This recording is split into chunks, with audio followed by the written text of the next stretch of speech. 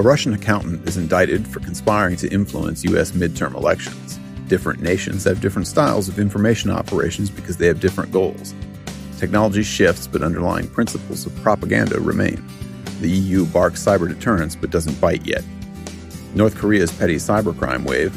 A scammer is after altcoin enthusiasts, and there's neither confirmation nor retraction of Bloomberg's spy chip story.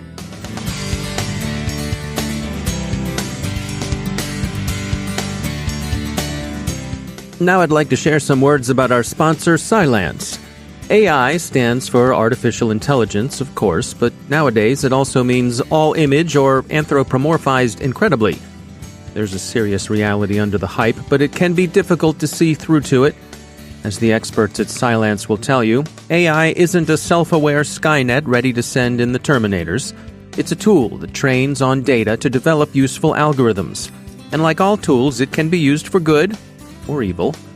If you'd like to learn more about how AI is being weaponized and what you can do about it, visit threatvector.cylance.com and check out their report, Security Using AI for Evil.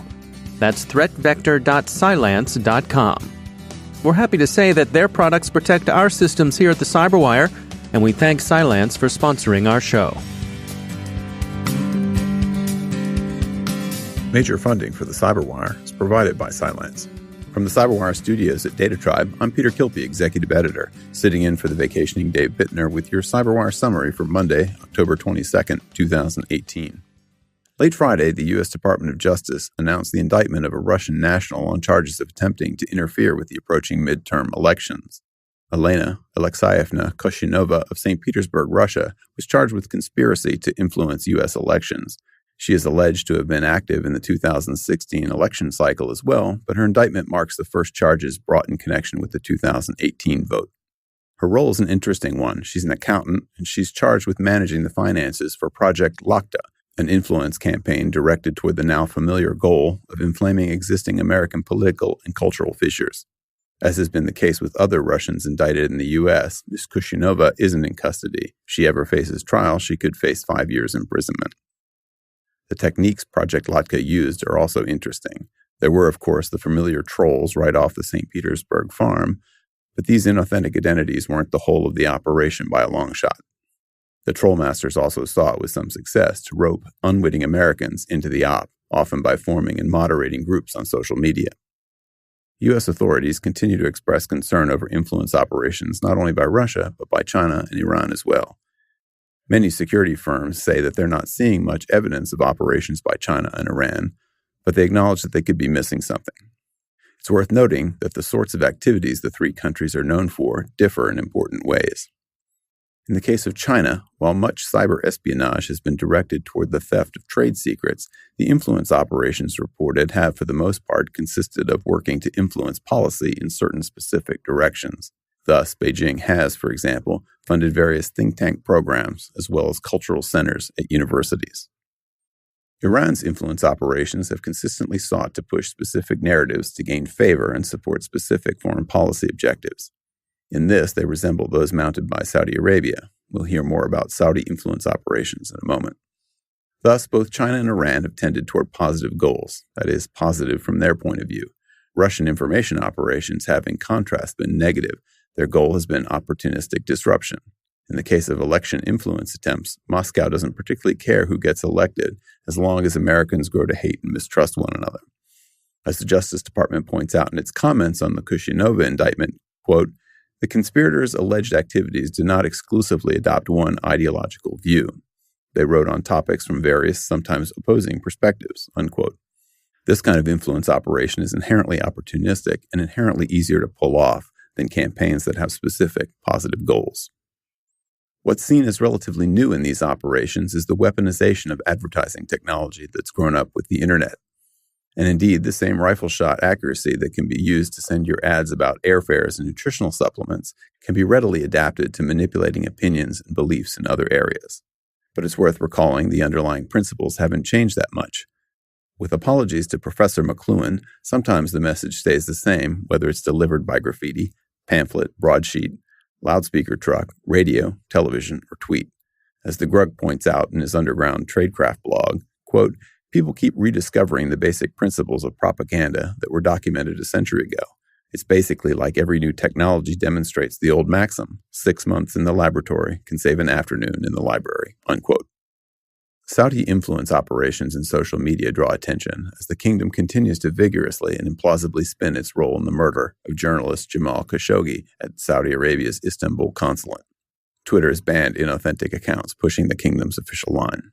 The New York Times also reports that Saudi intelligence services attempted to infiltrate Twitter by compromising an employee back in 2015. The European Union concluded its meetings last week with gruff noises about cyber deterrence, but did not finally enact the sanctions against Russia the UK and Netherlands advocated. Kaspersky says it's detected dark pulsar malware infections in Russia, Iran, and Egypt. Dark pulsar is one of the alleged NSA Equation Group hacking tools the shadow brokers dumped back in the spring of 2017.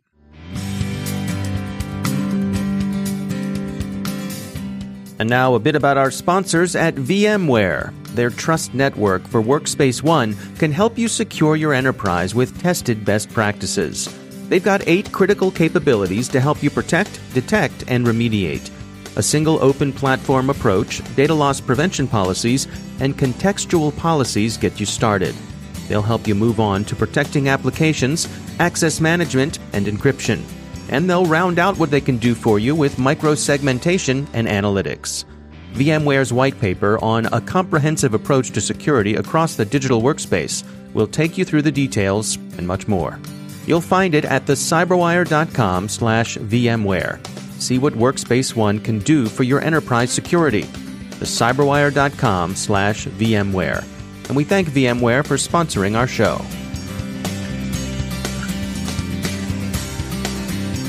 When people talk about security, the conversation often touches on network segmentation. Dave was fortunate to sit down with Joe Carrigan from the Johns Hopkins Information Security Institute to talk about that very subject.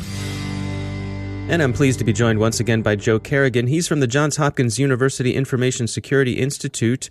Joe, I was speaking to a security researcher recently who was talking about people's ability to hack into TVs. And one of the things he brought up was this notion of within your home network, basically segmenting it, having a separate Wi-Fi network for your IoT devices, right, versus your regular browse, your laptops, your phones, your regular web browsing. What's your take on that? I think it's a great idea. I do see one issue with it, and it's not something that the only issue I see with it is it's not something every layman is going to have the ability to do. It's going to it might be out of reach of guys or girls like my parents, for example. Sure, They're probably not going to be able to do this. And my parents actually do have a smart TV in their house. And it would be nice to be able to segment it. So it would be simple enough to do. You could either have a piece of equipment that can handle the VLAN or perhaps have a guest network segmentation, or you can actually buy 2 pieces of hardware and have one piece of hardware handle the Internet of Things products in your house, like your TVs, your thermostat, or whatever, and have the other piece of hardware that you control handle your Wi-Fi network for your family's devices. Yeah, this is something we did in our house for a while, just sort of to control access for the kids, to keep them from being on the network at all hours of the day and night. We had a separate network set up for them that had time restrictions on it, and then one for my wife and I that was unrestricted. Right. That was actually hidden. It didn't broadcast its name, so they didn't even know it was there. And that's great. Yeah, because that's perfect. Because if they knew it was there, sure, they would certainly crowdsource a solution to hack into it. Right. Absolutely. So I've been thinking about doing this as well. Simply because my ISP is Verizon, and I think last time we were talking and you asked if I had any IoT devices in my house, and my immediate response was, "Oh no, I don't have any of those." And then you asked, "Well, what about your cable boxes?" And I went, "Oh yeah, those are essentially just little Linux boxes that sit on my network. They creep in." Exactly. And so these things you don't even think about what you have as an IoT device. Right. We have a television that. Right. That can run Netflix, can run Spotify, it can run apps. So it's on the Wi-Fi network. That's right. And my daughter has one of those as well that she uses as a streaming device and a computer monitor. So again, as we talk about, you and I talk about over and over again, is attack surface. Exactly. And so if you can separate the attack surface of all these IoT devices. Right. And now if somebody compromises one of your IoT devices, and these things never get updated, right? Then that's the problem with them. So if if somebody compromises my IoT device, it's isolated on a network, and the only thing it's going to have access to is other IoT devices, things that I might not consider to be critical. I'm certainly not going to store my data on that part of the network. Right. All right. Joe Carrigan, thanks for joining us. My pleasure. What's Pyongyang's quiet crime wave? Gaming hacks, says Recorded Future. High-profile hacks have tended to serve as misdirection for the persistent low-level cybercrime North Korea uses to fill its sanctions and mismanagement-depleted treasury. Stealing and reselling in-game purchases would seem to be the very definition of petty crime, but it apparently pays Pyongyang to play. And of course, ordinary criminals remain busy too. Antivirus company Dr. Web is tracking one hood who's actively pursuing people interested in cryptocurrencies. The scammer goes by the noms de hack Investtimer, HitBlock, and MMPower. As Bleeping Computer notes, the crook works by setting up quite convincing websites that pose as legitimate exchanges. His bogus sites also run phony lotteries, rent coin mining tools that don't exist, or even in a twist on a mystery shopper scam, offers altcoins just for browsing the web. His goal is usually to find crypto wallets and relieve them of their contents. So if you must fiddle with altcoins, fiddle with care.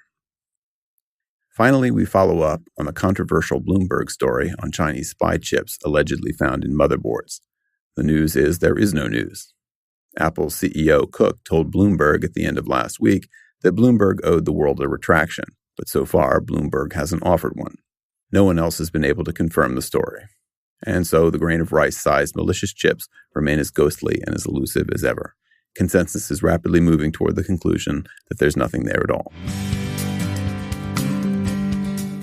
And that's the Cyberwire. For links to all the stories mentioned in today's podcast, check out our daily news brief at thecyberwire.com. Thanks to all of our sponsors for making the Cyberwire possible, especially to our sustaining sponsor, Cylance. To find out how Cylance can protect you using artificial intelligence, visit Cylance.com. And Cylance is not just a sponsor, we actually use their products to help protect our systems here at the Cyberwire. Thanks to our supporting sponsor, VMware, creators of Workspace ONE Intelligence. Learn more at VMware.com. The Cyberwire podcast is proudly produced in Maryland out of the startup studios of DataTribe, where they're co-building the next generation of cybersecurity teams and technology. Cyberwire editor is John Petrick, social media editor Jennifer Iben, technical editor Chris Russell, and I'm Peter Kilpe sitting in for Dave Bittner. He'll be back next week. Thanks for listening.